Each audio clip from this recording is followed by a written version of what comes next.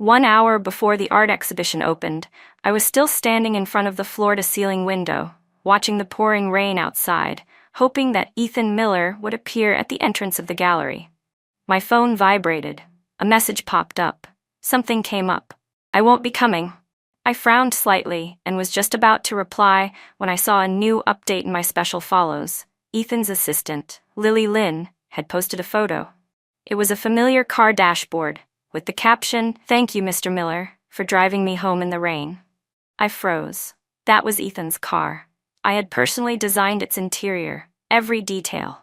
Even the little reindeer charm hanging from the rearview mirror was the birthday gift I gave his last year. In the past, I would have called him right away, demanding answers, crying, yelling, doing whatever it took to get an explanation. But this time, I simply moved my finger and liked the post. The opening ceremony went ahead as planned. As the gallery's curator, I gave the welcome speech, maintaining a flawless smile the entire time. Near the end, my assistant River looked at me with concern and asked, "Emma, are you okay? Why didn't Mr. Miller come?" "He had something to take care of," I answered briefly and continued tidying up the registration desk. The rain had stopped, the guests slowly dispersed, and I was the last one to stay, turning off the lights and locking the doors. I remembered the red wine that had spilled earlier. It had happened because I overheard someone behind me whispering that Ethan had gone out to eat with his assistant again. Everyone seemed to know. When I got home, the apartment was empty and quiet. I took a shower, made tea, and edited artwork, just like the countless other nights Ethan hadn't been home. At 2 a.m., the door lock turned. He was back. Seeing the desk lamp still on, he paused. "You're still up?" "Yeah," I replied without looking up. "Still working? Why don't you get some rest? Don't you have something tomorrow?" He came closer, reaching out to touch my hair. I turned slightly to avoid his hand. "Almost done. Why so late tonight?" "There was something urgent at the office. I had to stay until now," he said, loosening his tie. "Lily handled it well. She was a big help." I looked at him calmly. "I saw her post today. I even liked it." Ethan's expression stiffened slightly, then he awkwardly walked toward the bathroom. "Oh, she just likes posting those kinds of things." As I listened to the sound of the water running in the bathroom, I opened my laptop and clicked on the invitation email from Vanguard Collective. After thinking for a while, I typed my response and accepted the invitation. The next morning at breakfast, I asked, "Do you know where our gallery moved to?" He looked up, confused. "What?" "We moved to the Jinmao Tower last year. We're no longer at the Hawaii Center." He frowned. "When did you tell me that?" "Last summer. I sent 3 messages. I even told you at the dining table. I picked up my coffee cup. You said 'got it' every time." Ethan pressed his lips together without replying, grabbed his briefcase, and got ready to leave. "I have a dinner meeting tonight. Don't wait for me." I nodded. "All right. I've got plans too." He paused for a second, as if he wasn't used to hearing that from me, but he didn't say anything, and left. That day, I threw myself into preparing for the upcoming group exhibition of emerging artists. Ethan sent me a few messages asking what I was doing. I replied simply, "Working." I didn't give him the usual detailed updates. After work, I didn't go home right away. I went to a friend's cafe instead. We hadn't seen each other in a long time. He was surprised by how I'd changed. "You look different," he said. "Do I?" I smiled. "Maybe it's the new hair color. It suits me." He shook his head. "It's not your appearance. Your eyes, they've changed. You don't seem so tense anymore." I didn't know how to respond, so I changed the subject. "I might be working at Vanguard for a while," Ethan agreed. He was visibly shocked. "He did?" "I don't need his permission," I said with a faint smile. "This is my job, my decision." On the way home, Ethan called and said he was waiting for me at the entrance of our complex. When I walked up to his car, I saw Lily Lynn sitting in the front passenger seat. I raised an eyebrow and opened the back door instead. "Emma?" Lily greeted me sweetly. "I live nearby. Mr. Miller offered to give me a ride." "You don't mind, do you?" "Not at all," I replied calmly and got into the back seat. Ethan turned his head slightly, his voice tinged with apology. "It's hard to get a cab from where she lives." I nodded without responding. Lily's smile faltered for a second, clearly not used to my composure. In the past, whenever another woman sat in the passenger seat, I would first get awkward, then silently fume, and finally explode once we were home. That had been the pattern of our marriage. The car fell into a brief silence before Lily cheerfully tried to ease the mood. Emma, I heard your gallery landed a big project recently. Yes, we're hosting an international artist joint exhibition, I answered plainly. That's amazing. She turned to Ethan. Mr. Miller, your wife is truly impressive. Ethan nodded. Emma's very professional.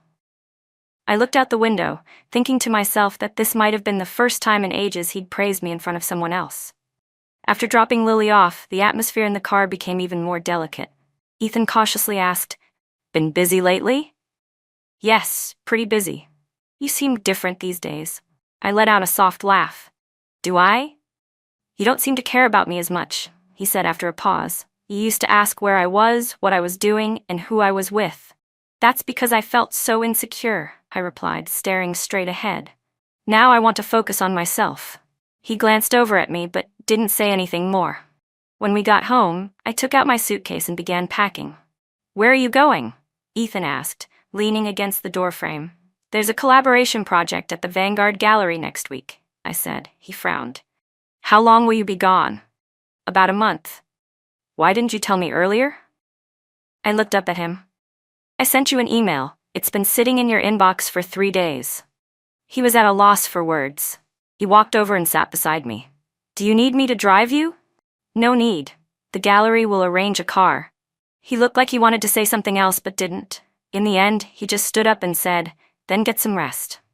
Watching him walk away, I thought back to our first year of marriage. Back then, I had just started working at the gallery.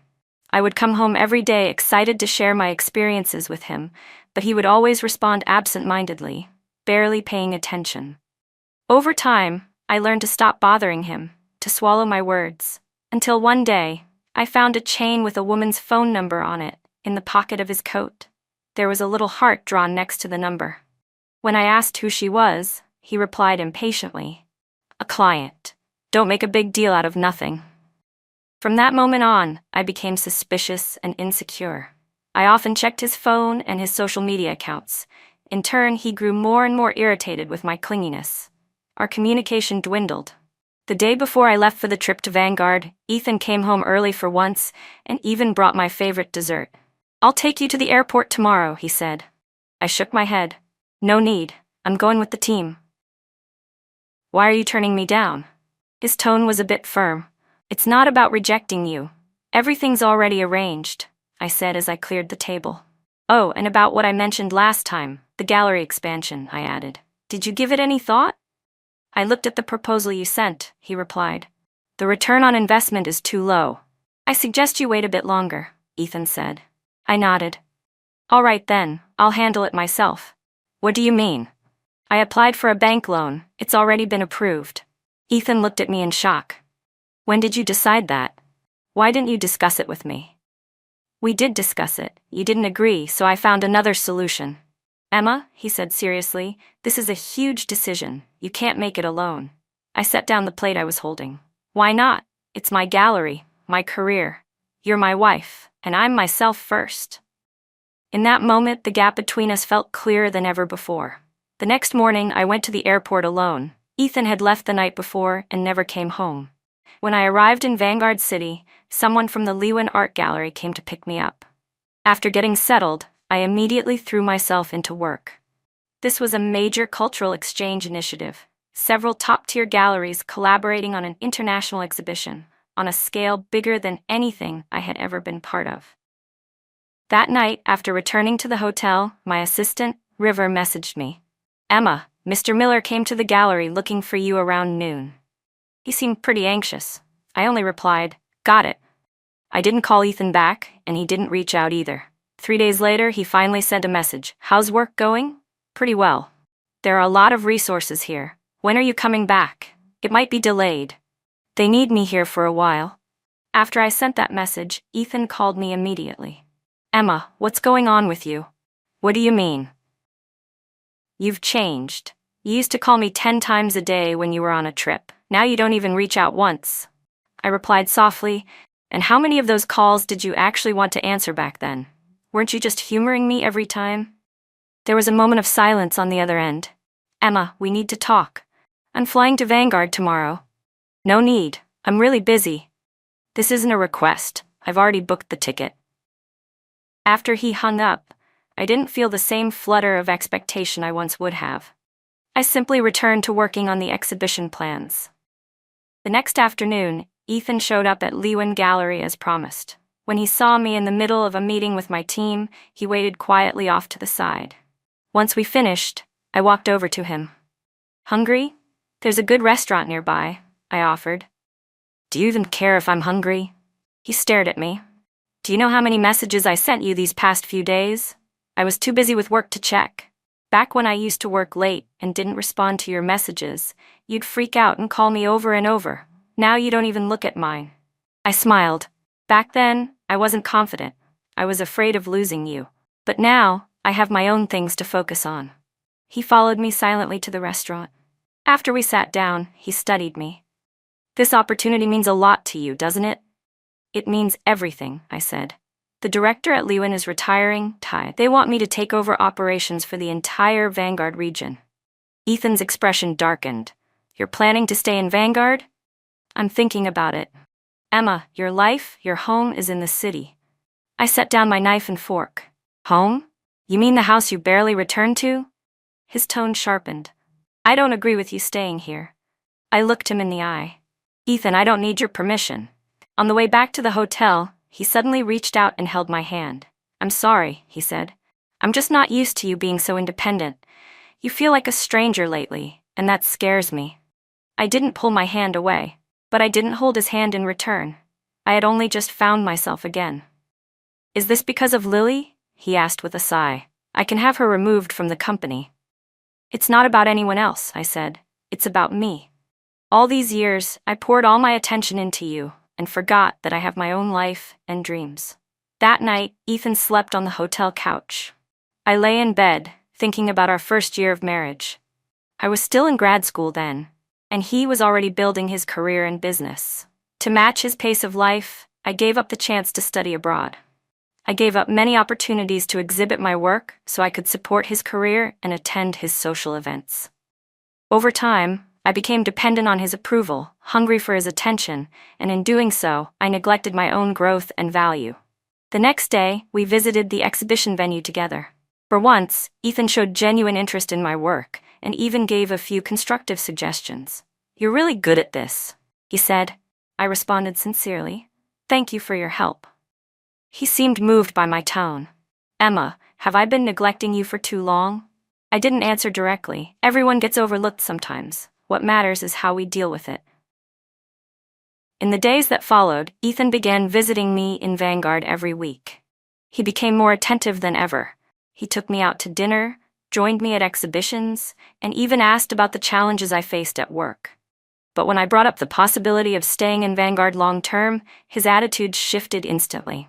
That's not happening, he said. My company is in a city. I can't move here. I didn't ask you to move, I replied calmly. I was just telling you my decision. Then what about us? Are we just going to live apart? We can keep things as they are. You work in a city. I work in Vanguard. We can see each other on weekends. His face darkened. What kind of marriage is that? You were away for 3 months on business overseas, and I never complained. That was different. It was for work. I didn't have a choice. Well, this is for work too. Why is it different when it's me? He had no answer. He simply slammed the door and left. For the next few days, Ethan didn't contact me. But I did receive a message from River, forwarding a photo that Lily had posted on social media. It was a picture of a necklace, a very expensive one. The caption thanked Mr. Miller for the gift. It was the exact necklace I had once admired but never bought, because it was too expensive. Looking at the photo, I didn't feel angry or sad. I just sighed softly and liked the post. A week before the exhibition opening, Ethan suddenly appeared in my office. His expression was serious. We need to talk. All right, I said, not looking up. Let me finish reviewing this. Emma, do I still matter to you? I raised my head. What do you mean? If I had shown up like this before, you would have dropped everything to be with me. Now you won't even look at me. I set down the document. Ethan, you got used to me revolving around you. Now that I don't, it makes you uncomfortable. I just feel like you've changed, like you don't love me the way you used to. Love isn't about dependency or losing yourself, I said. It's taken me 6 months to realize I have to love myself first before I can love anyone else. He fell silent for a moment. Then he said, I get it, you want a divorce. I didn't say that. But that's what you're thinking, isn't it? His voice trembled. I looked him in the eyes. Ethan, the problems between us didn't start yesterday. Do you remember our anniversary last month? Do you know how long I waited for you at the restaurant? He froze. What? Our wedding anniversary, I said with a bitter smile. You even forgot that. I made a reservation at your favorite restaurant. I waited until closing, and then I saw a photo of you and Lily on social media. So that's where you were, celebrating her birthday. Ethan's face crumbled in guilt. I didn't mean to. I know. You just forgot, I said, because I haven't been important in your life for a long time. He stepped closer. Emma, you are important to me. I can change. Let's start over, okay? I shook my head gently. It's too late. I pulled out the divorce agreement I had prepared long ago from my bag and handed it to him. Ethan, let yourself go, and let me go too. He stared at the document, his face turning pale. You're serious? I've never been more serious. On the day of the exhibition opening, Ethan didn't show up. River told me he had called to say he was going abroad on a business trip for a while. I focused on greeting the guests. The exhibition was a huge success. That night, I received a message from Ethan. I signed the papers. They've been sent to the lawyer. Good luck, Emma. 1 month later, the divorce was finalized, and I officially took over operations for the Vanguard region at Lewin Gallery. At the opening reception, someone asked about my husband. I smiled and replied, We've separated. That's a shame. You two look perfect together. Some paths are meant to be walked together, I said. Some, you have to walk alone. I raised my glass in a toast to new beginnings. 6 months after the divorce, I had fully adapted to life in Vanguard. The gallery was thriving. The first major exhibition curated by my team received widespread acclaim in the industry and even caught the attention of international buyers. One evening after work, I got a call from River. He still worked at the gallery in a city, which was now under my management. Emma, he said, Mr. Miller came by the gallery today. He didn't look well. I frowned. What did he say? He asked when you'd be back in the city. I told him you didn't have any plans to return soon. Then he just sat in the reception area all afternoon. He didn't leave until closing. I sighed. All right, thanks for letting me know. After I hung up, I stood by the window, looking out at the glittering night skyline. My phone vibrated again. It was a message from Ethan. Emma, I really regret it. Can we meet? Just once? I didn't respond right away. Since the divorce, Ethan had sent me similar messages a few times, and I had politely turned him down. Not out of resentment, but because I needed a clean break from the past in order to fully move forward. The next morning, I headed to the airport to attend an international art fair abroad. But just as I reached the security checkpoint, I saw Ethan. He looked worn out. There were dark circles under his eyes.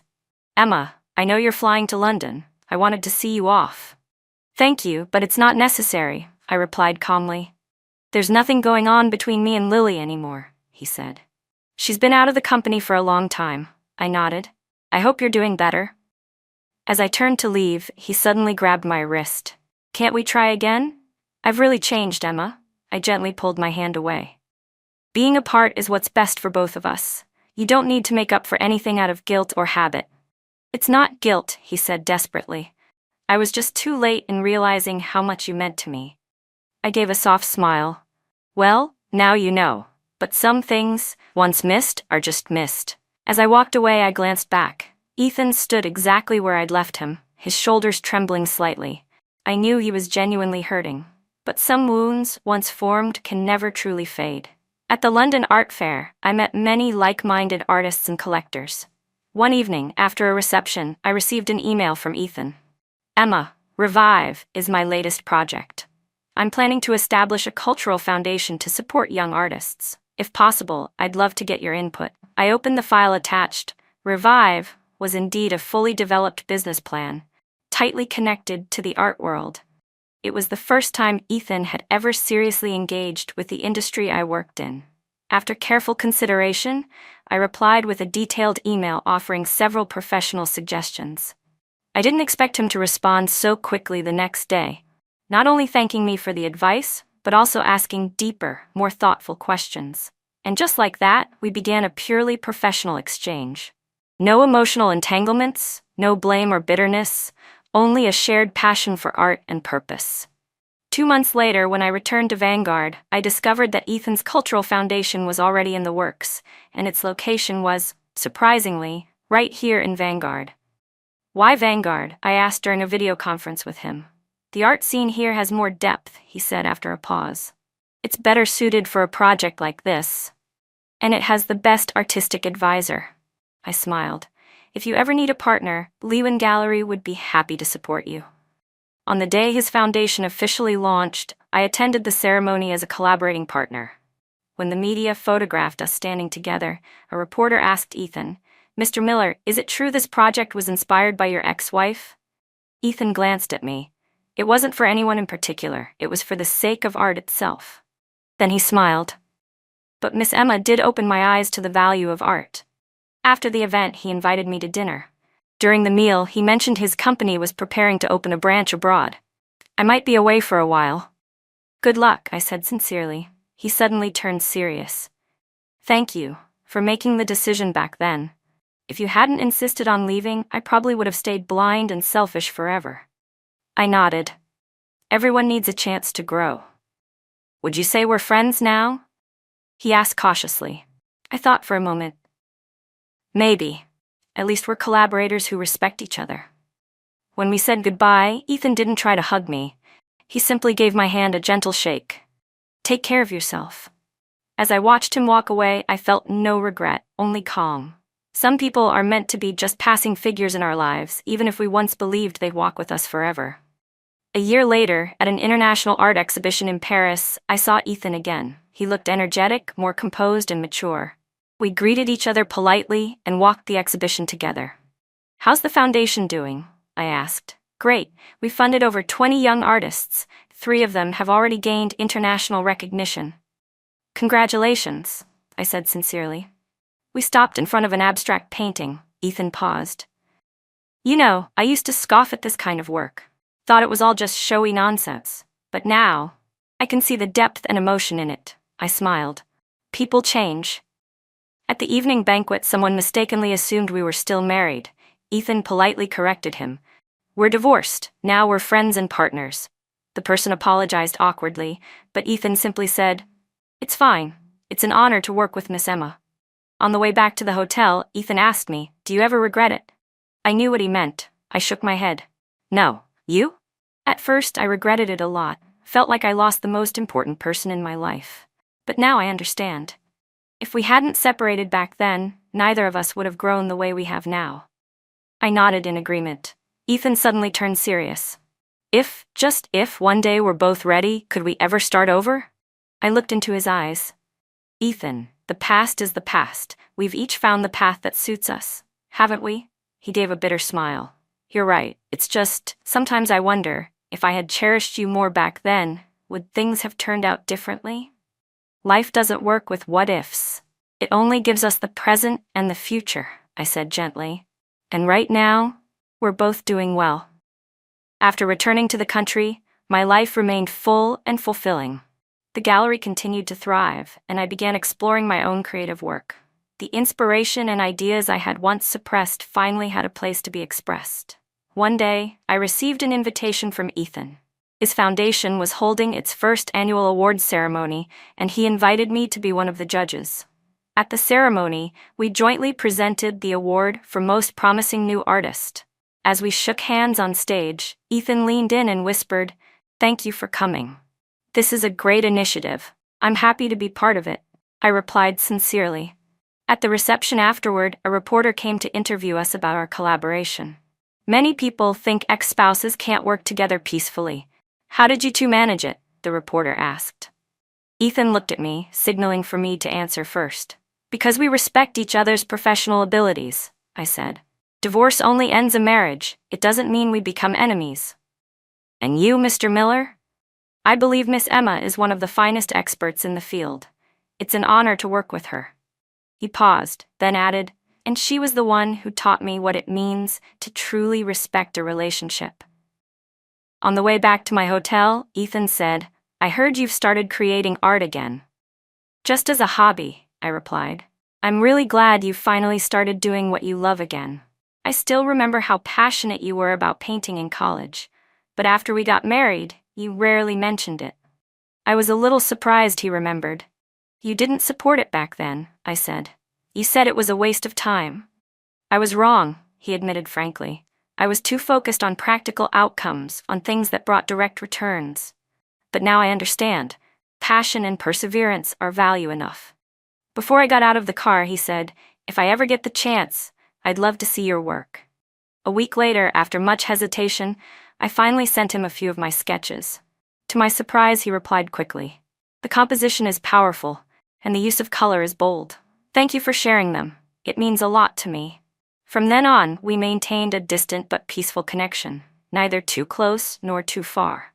Sometimes we met for work, more often we stayed in touch through emails and messages. 2 years later, one day, I received a phone call from Ethan. "Emma, I'm getting married," he said, his voice slightly nervous. I paused for a moment, then said sincerely, "Congratulations." "Do I know her?" "We've been together for 6 months. She's a photographer. Her name is Susan Yu. She sounds like a good match. I'd really like you to come to the wedding." I was quiet for a moment. "Why?" He hesitated. "Because you're important to me. Even if we're no longer married, you're still someone who matters in my life." "I'll think about it." After we hung up, I stood by the window in a daze. I'd be lying if I said I wasn't moved, but more than anything, I felt a sense of peace. We had finally moved forward. On the day of the wedding, I attended in a simple, elegant dress. The bride, Susan Yu, was a cheerful, straightforward woman. She and Ethan truly made a great match. "Thank you for coming," Ethan said to me at the reception. "It means a lot to me." "I'm happy for you," I replied with a smile. "She seems like a wonderful person." "She is," he said, then added thoughtfully, "She helped me understand what a real relationship is."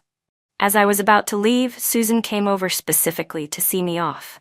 "Thank you for attending our wedding. Ethan told me it was you who taught him how to respect and cherish a relationship."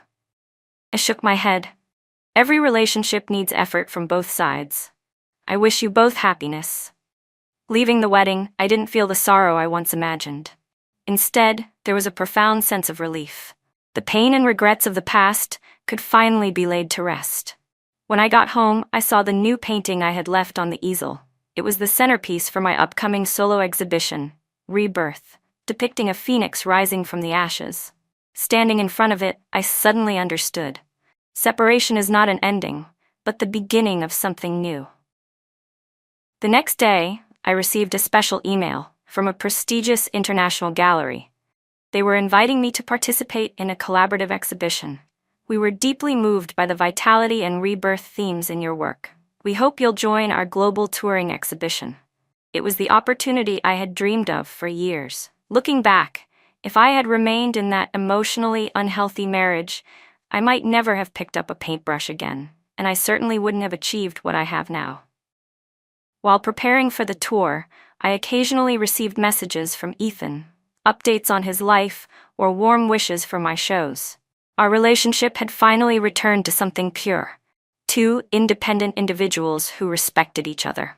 On the opening day of the touring show, I was surprised to see Ethan and Susan there. "We happened to be in town on business," Susan said warmly, "and we heard about your exhibition, had to come support you." Ethan stood silently in front of my feature piece, Rebirth, gazing at it for a long time. "This painting is stunning," he said. Then he turned to me, his expression sincere. "Emma, seeing how far you've come, how happy and fulfilled you are, I'm truly proud of you," I smiled. "And I'm happy for you too, Ethan. We've both found our own path." After the exhibition, I accepted the gallery's offer and began a year-long global tour. Meanwhile, Ethan's foundation continued to grow steadily, becoming a respected force in the art world. Our lives became like parallel lines, moving forward independently, never intersecting again. But because of that, we were able to be our best selves, living authentically. 5 years later, I received an email from Ethan. He asked if I would be willing to serve as an artistic advisor for a new project at his foundation. The program was designed to discover and nurture artistic talent from remote regions. We'd be honored to have your professional guidance. I gladly accepted the invitation. Over the years, my gallery had become firmly established, and my personal work had gained wide recognition. I finally had the time and resources to contribute to meaningful projects like this. At the kickoff meeting, I saw Ethan again. Time had left traces on his face, but his eyes were more steady and peaceful than ever. "Thank you for agreeing to be part of this," he said. "Your involvement means a lot." "It's a valuable project," I replied.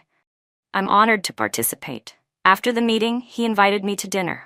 During the meal, he mentioned that Susan was currently filming a documentary in Africa and wouldn't be back for another 3 months. "She's a well-known international documentary filmmaker now," he said with pride. "We each have our own careers, but we try to support each other as much as we can." "Sounds like you have a healthy relationship," I said. He nodded. "Yes, we both understand that our worth isn't defined by the relationship alone." Then he paused.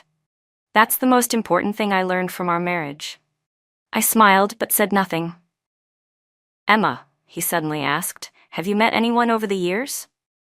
"There've been a few relationships," I answered honestly, "but none of them lasted. Still, I'm not in a rush. Life is full even on my own." He nodded in understanding. "What matters most is that you're happy now." "Yes," I said. "I'm very content with my life now." As we left the restaurant, Ethan said, "I'm going to visit my parents tomorrow. They've been missing you." That surprised me. "Really? I thought they might resent me." "No," he shook his head. "They understand. In fact, my mother once told me that you did something she always wanted to do but never could." I thought of Ethan's mother, a gentle but quietly enduring woman who had spent her entire life living in the shadow of her husband. "Please send them my regards." The next day, I received an unexpected visitor, Ethan's mother. "It's been a long time, dear," she said kindly, smiling. "Auntie, what brings you here?" I quickly invited her in. "Ethan said he ran into you. I just wanted to see how you were doing." Her eyes scanned my apartment. "You're doing well, I can tell." I made her some tea. "Yes, work is going well, and life is fulfilling. When you filed for divorce, I actually supported your decision," she said suddenly. "I just didn't say it out loud. Ethan takes after his father too much, self-centered, always seeing his wife as an extension of himself. Your departure made him realize what marriage really means." Bookmark. Go back. I was surprised. "Auntie, you?" "When I was younger, I didn't have your courage," she sighed. "I just endured until now. So when I saw you make your own decision, I felt proud." As she was leaving, she held my hand. "Child, no matter what path you take, always remember, your happiness comes first." After seeing her off, I stood by the window reflecting on her words. I realized that my decision had changed more than just my own fate. It had, in a way, influenced those around me too. At the project meeting the next day, Ethan seemed to know his mother had visited me, but he didn't ask about it. We stayed focused on our work, discussing ways to more effectively discover and nurture young artists. "I have an idea," I said. "Beyond funding, we could offer these artists exhibition opportunities and platforms for international exchange." Ethan's eyes lit up. "That's a great idea. I've actually been thinking about establishing a cultural exchange center in Europe. Then we could collaborate, combine your foundation's reach with my gallery's network." "It's settled then," he said without hesitation. Over the next 6 months, we worked closely to implement the artist development program. Ethan's ability to execute and my curatorial expertise complemented each other perfectly, and the project progressed smoothly. One day, while reviewing a young artist's portfolio, Ethan suddenly asked, "Emma, do you remember how we first met?" I thought back. "At the university art department's exhibition, you came as a sponsor." "That's right. I was drawn to your piece, Winter Sunlight. It left a deep impression on me. You remember that?" I was genuinely surprised. "You didn't seem all that interested in art at the time." "I just didn't know how to express it," he admitted with a wry smile. "That painting made me feel calm and warm, like my best childhood memories." It was the first time Ethan had ever shared his true feelings about art with me. So he hadn't been unmoved by beauty, he just didn't know how to express it. "What about later?" I asked. "Why did you become so opposed to my work?" He was silent for a moment. "Maybe it was jealousy," he said quietly. You have a gift I'll never have, the ability to express yourself through art. I could only prove my worth through money and power." His honesty made me reevaluate our past. It hadn't just been me who felt unseen in that marriage. He had his own insecurities too.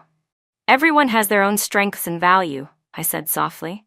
"Your strategic thinking and business skills are a rare kind of talent, too." He smiled. "Thank you for saying that. Over the years, I've finally come to understand life isn't just about success and status. There are far more important things." The night before the program's official launch, we were working late at the office when Ethan suddenly received a call. His face turned grim. "What is it?" I asked after he hung up. "My father had a heart attack. He's on the way to the hospital," Ethan said. "I'm coming with you," I replied without hesitation. At the hospital, when I saw Ethan's mother anxiously waiting, I immediately went over to comfort her. The surgery lasted 4 hours. When the doctor finally came out and announced the operation was a success, we all breathed a collective sigh of relief. But Ethan's father would still need a period of rest and recovery. That night, the three of us stayed at the hospital. By dawn, Ethan offered to drive me home so I could rest. "Thank you, Emma," he said warily. "You didn't have to do all this. Don't overthink it. Your father has always been kind to me." That afternoon, I brought some nutritional supplements to the hospital to visit. Ethan's father was awake. Though weak, he seemed to be in good spirits. "Emma," he called me using the affectionate name older generations preferred. "I never thought I'd see you again." "You have to take care of yourself and rest well," I said gently. "Ethan was foolish back then," he sighed. "I'm sorry for what he put you through. Seeing the two of you able to get along now, it means a lot to me and his mother." "The past is in the past," I said. "We're both doing well now." As I was leaving the room, I ran into Ethan and Susan in the hallway. She had just returned from Africa. She looked tired, but deeply concerned. "Thank you for visiting my father," Ethan said. "He's doing much better." Susan warmly grasped my hand. "Thank you for taking care of Ethan and his parents during this time. I've been stuck with work and couldn't be here. I felt incredibly guilty." "It's nothing," I replied, "just something anyone would do." On the way home, I thought of the kindness Ethan's parents had always shown me, and Susan's sincerity and warmth. It hit me. Time really can heal all wounds.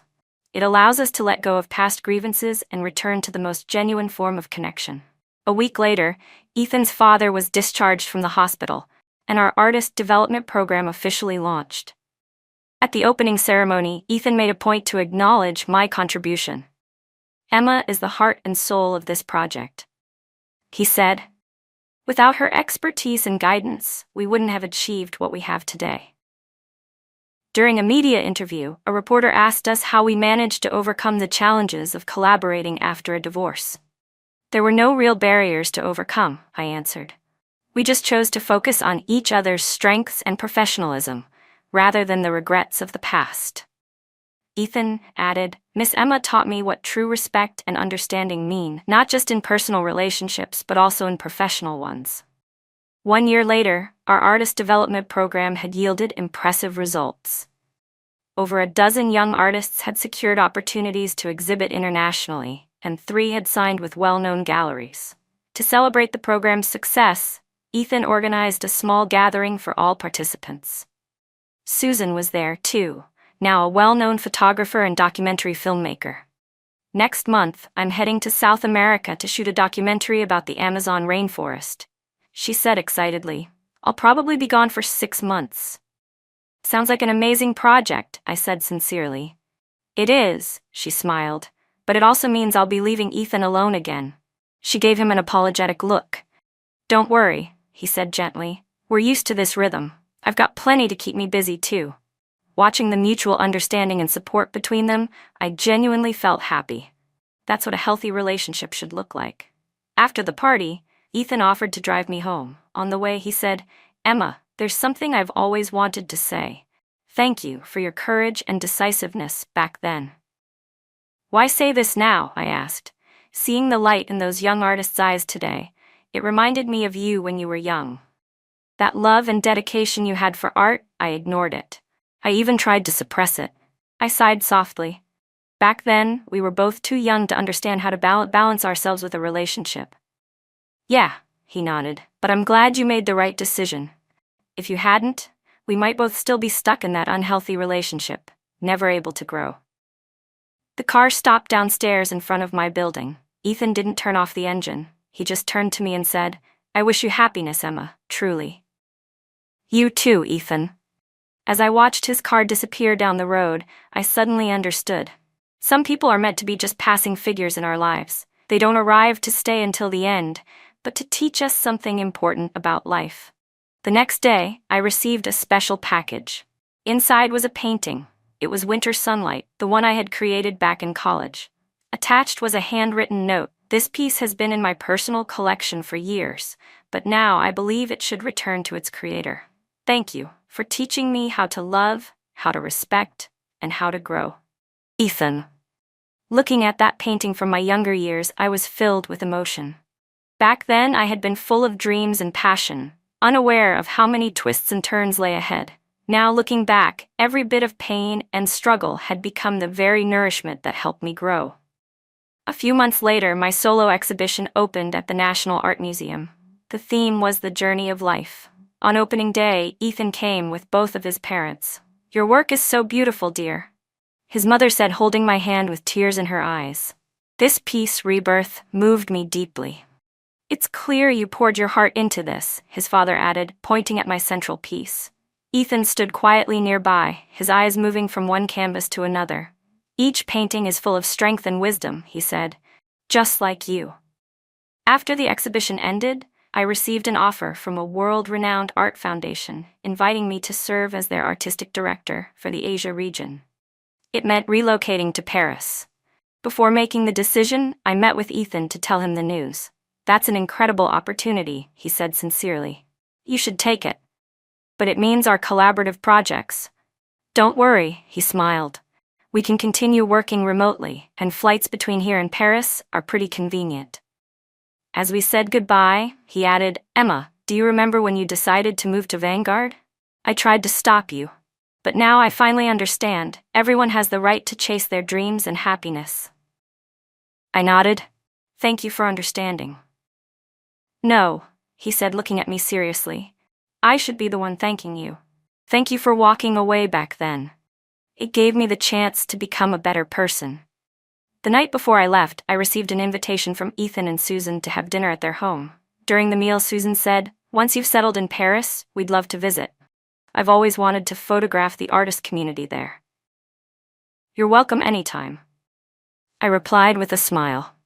Looking back one last time at the city where I had lived most of my life, I felt no sadness, only gratitude and anticipation.